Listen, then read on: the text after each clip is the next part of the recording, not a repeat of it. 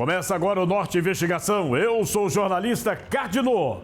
Uma cidade pacata no sertão da Paraíba virou centro de uma disputa política. Condado, a mais de 300 quilômetros da capital João Pessoa, teve os mandatos do prefeito e do vice cassados pela Justiça Eleitoral. O motivo? Suspeita de abuso de poder político e econômico. Uma denúncia que aponta contratações em massa de servidores temporários em pleno ano eleitoral para desequilibrar a disputa. Você vai ver agora uma investigação que revela como tudo isso aconteceu. No sertão da Paraíba, a mais de 300 quilômetros de João Pessoa, fica o município de Condado. Uma cidade pequena, mas marcada por uma história política turbulenta. De acordo com o último censo do IBGE, pouco mais de 6 mil pessoas vivem na região, que sobrevive principalmente de programas sociais e o funcionalismo público. Uma população simples, acostumada com os desafios da seca, da falta de oportunidades e das promessas que se repetem a cada eleição.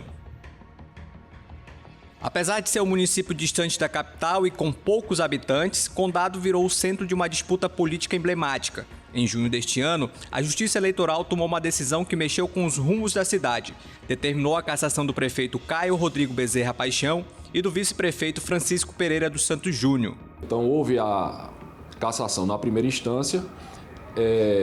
O atual prefeito, o Caio Paixão, ele recorreu ao TRE e o processo encontra-se lá no Tribunal Regional Eleitoral da Paraíba, aguardando parecer do Ministério Público para poder depois entrar em pauta de julgamento. O prefeito continua no cargo, até porque é uma questão da legislação, né?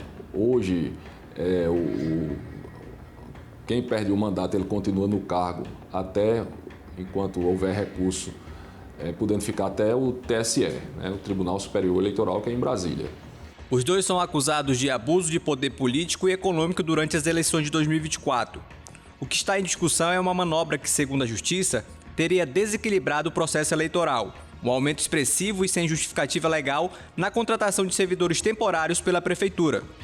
Esse movimento aconteceu justamente nos 3 meses que antecederam o pleito, período em que a lei proíbe esse tipo de admissão, salvo em casos excepcionais e comprovadamente urgentes. Nos autos do processo, a acusação é clara. O então prefeito, Marcelo Bezerra Dantas de Sá, teria autorizado a contratação de quase 200 servidores temporários somente em 2024, ano eleitoral. Segundo a Justiça, um salto de 24% em relação à média dos anos anteriores. Para a Justiça, esse aumento repentino violou a lei eleitoral e configurou abuso de poder.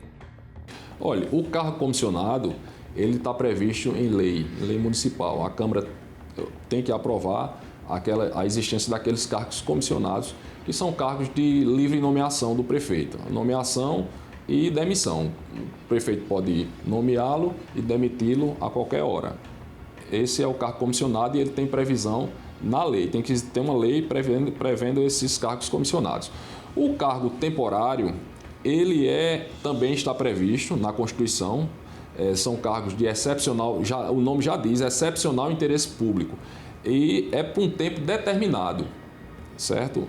O que ocorre lá em Condado é que esses cargos que são temporários, que é para quem é contratado exercer por um determinado tempo, 1 ano, por exemplo, ele vem se arrastando desde 2013. Desde 2013, essas pessoas são contratadas e permanecem, né? A despeito da lei dizer que é por excepcional interesse público e por tempo determinado. Então, isso também foi colocado lá no processo, né, essa questão, porque configura o abuso de poder político e econômico. Durante a audiência, uma ex-servidora da prefeitura reforçou as suspeitas. Ela afirmou que não havia necessidade real para novas contratações naquele momento e que o reforço de mão de obra em plena campanha não fazia sentido administrativo. O depoimento acabou fortalecendo a tese que a prefeitura foi usada como ferramenta para garantir vantagem política. Porque eu acompanho a folha de pagamento todos os meses. Aí veio um valor veio uns valores, veio colocado o nome de pessoas na folha, certo? Que pessoas que não estavam desde o início contratadas. Então veio o nome dessa pessoa na folha com a diferença de valor referente aos os 15 dias que ele trabalhou. Bastante contratações que não precisavam, inclusive de professores, deixando o professor efetivo fora de sala de aula, não determinando função para ele no início, e contratando professores, sendo que os professores estavam à disposição para assumir. Aí pôr ajeitadinho deles lá, deixava os professores de fora de sala, certo? E fazia contrato de pessoas que trabalhavam durante o período eleitoral para eles.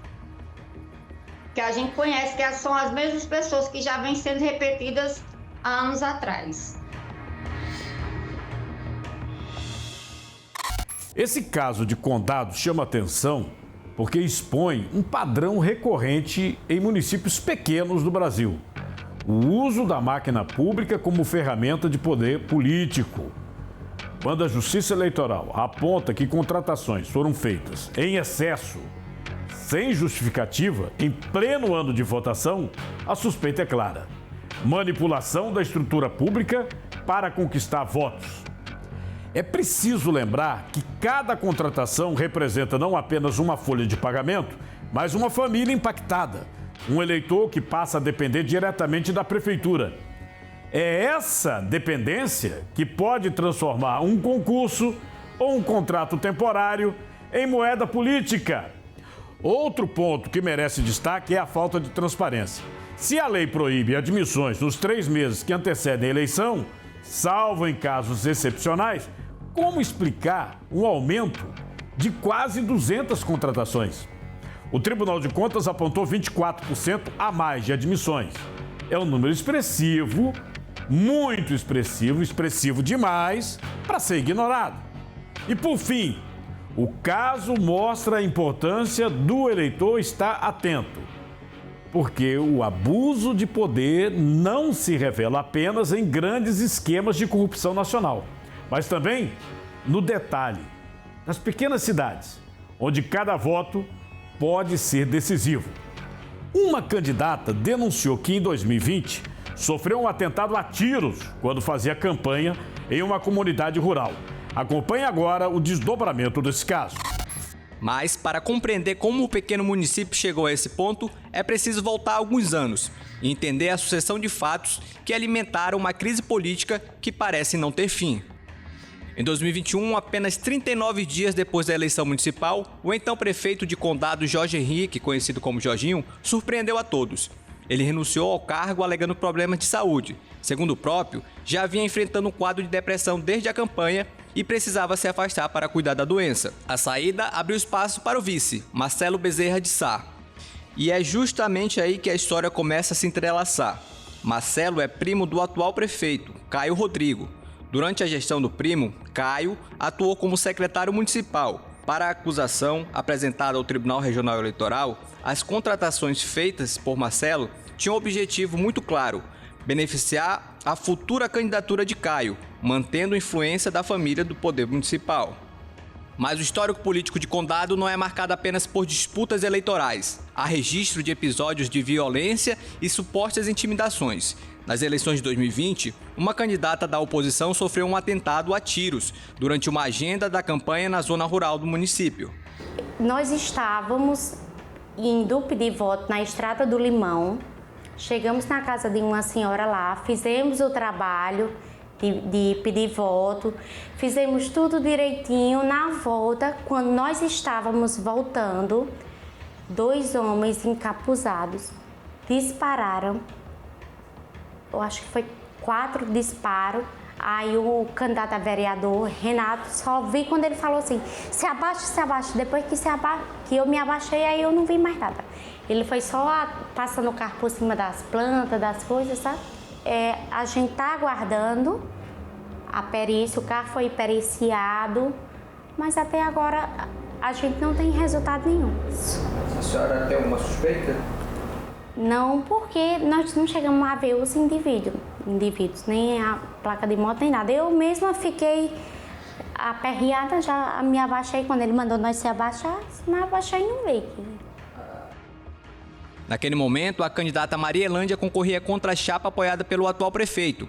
Quem estava à frente da administração era justamente Caio, que hoje tem um mandato em risco. A suspeita de perseguição política e violência eleitoral tornou o clima ainda mais tenso na cidade. Com tantas acusações e episódios controversos, nossa equipe foi em busca do atual prefeito para ouvir a versão dele sobre esses fatos. Depois de alguns minutos de espera, Caio nos recebeu em uma sala de reunião da prefeitura. Ao ser questionado, ele negou que as contratações feitas pelo seu primo tenham servido para beneficiá-lo. Disse que tudo aconteceu dentro da legalidade e que os dados apresentados no processo não refletem a realidade administrativa. Isso foi uma cassação de regime eleitoral, né? Uma AGE, que a oposição moveu contra nós, que vencemos a eleição legitimamente, alegando que o ex-prefeito fez contratações em período vedado. E decisão judicial nós temos que respeitar, porém não concordo. E isso nós estamos mostrando à Justiça, no momento certo, que apesar de o ex-prefeito, na época eu não ser prefeito, né, tive apenas o apoio do ex-prefeito, e ele responde pelos atos dele. Mas mesmo assim, essas contratações não foram feitas em período vedado. Isso temos como provar com dados concretos do próprio Tribunal de Contas do Estado da Paraíba, que são dados sérios e que nossos advogados estão fazendo essa contestação que no momento certo a Justiça irá julgar. Prefeito, o senhor tinha um tipo de parentesco? Tem um tipo de parentesco com o prefeito anterior? O ex-prefeito, meu primo, né? É seu primo? O senhor tinha conhecimento dessa contratação que ele fez? Não, tinha não.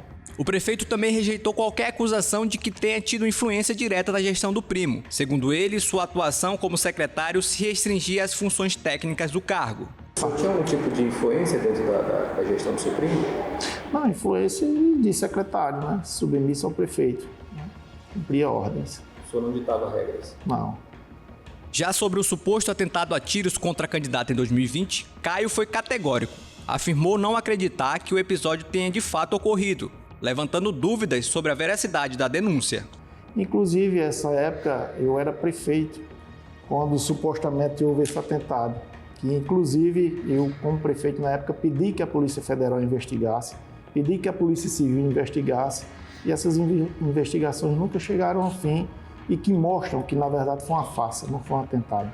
Enquanto isso, o processo que pode afastar definitivamente o prefeito e o vice segue em tramitação.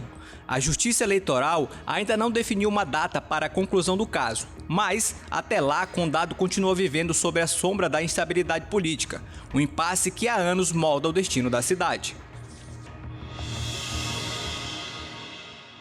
Quando uma candidata afirma ter sofrido um atentado a tiros durante a campanha eleitoral, o que está em jogo não é apenas disputa por cargo público. É a própria democracia que está sendo ameaçada. A política deixa de ser espaço de debate e se transforma em território de medo, território de intimidação. O caso de Condado mostra como a política de pequenos municípios pode se tornar um campo de disputas intensas, onde parentesco, alianças e interesses se confundem com a gestão pública. O prefeito e o vice foram cassados justamente porque a justiça entendeu que houve abuso do poder político e econômico, prática que desequilibra qualquer eleição. E é preciso destacar que a cassação não surge do nada. Ela vem acompanhada de dados concretos, levantados pelo Tribunal de Contas, confirmados em depoimentos, que mostram um aumento expressivo de contratações de servidores às vésperas da eleição. Outro aspecto que chama atenção é a sucessão de episódios de instabilidade política em Condado nos últimos anos. Renúncia, parentes ocupando cargo-chave, denúncias de abuso. Tudo isso fragiliza a confiança da população e alimenta a sensação de que a política local está sempre à beira de uma nova crise. E agora é hora de ver os destaques da semana no Brasil, no mundo. Fique de olho no norte.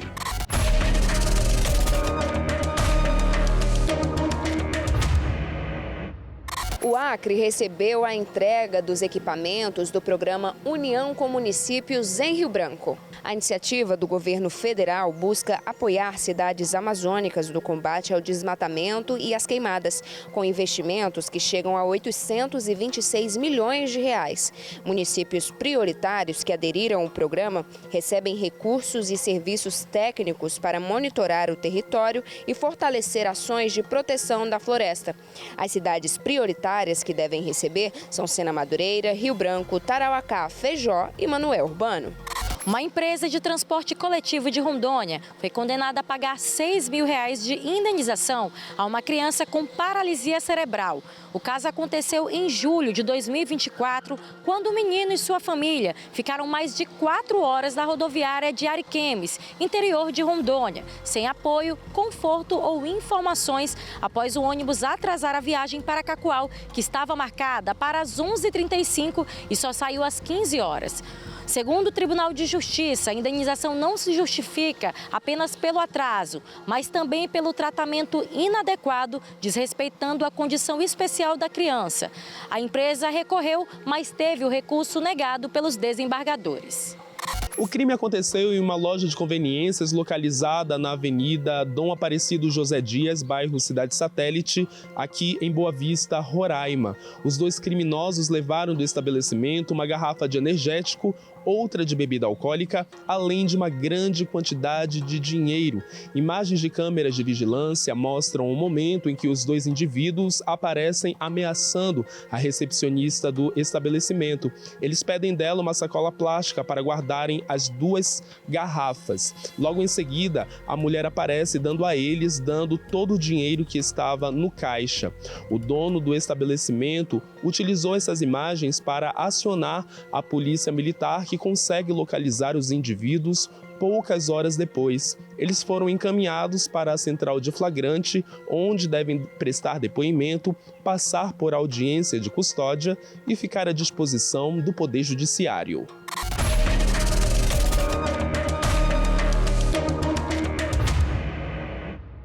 Obrigado pela sua audiência aqui do Norte Investigação. Você da região norte de todo o Brasil, continue participando, envie sua denúncia ou sugestão para o nosso WhatsApp 92 do prefixo 99297-2401. Na próxima semana voltamos com mais uma investigação exclusiva.